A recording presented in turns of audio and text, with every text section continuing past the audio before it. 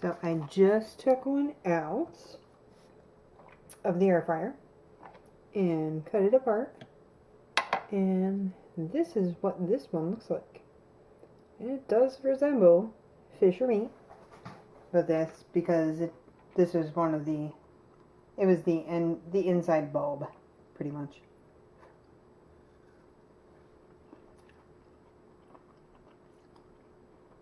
And it's tasty just like that. Just with a little bit of spices, the almond flour, the tapioca.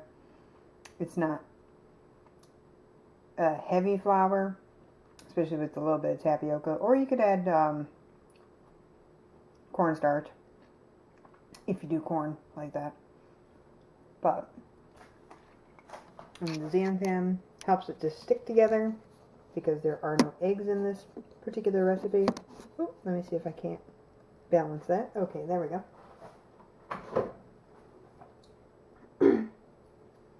And as a for instance, here's one of the other pieces. It is completely cooked. And that is really tasty too.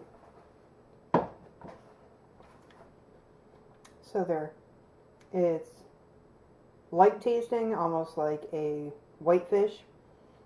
It's without all the greasiness of fried food, but you do get the taste and the aspect of it being fried, which is nice. Plus you get the healthy benefits of the coconut oil. You can use avocado or olive oil too. But I just prefer the coconut oil sometimes, and I decided to go with it today.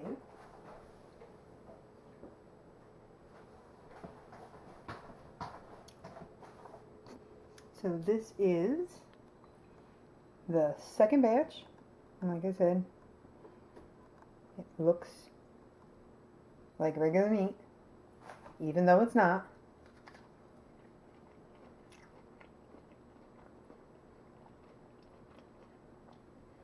And it has a whole bunch of vitamins and minerals in it. So it's super healthy. It actually has some antibacterial or antimicrobial benefit. At least that's what they say. I don't know for sure because I am not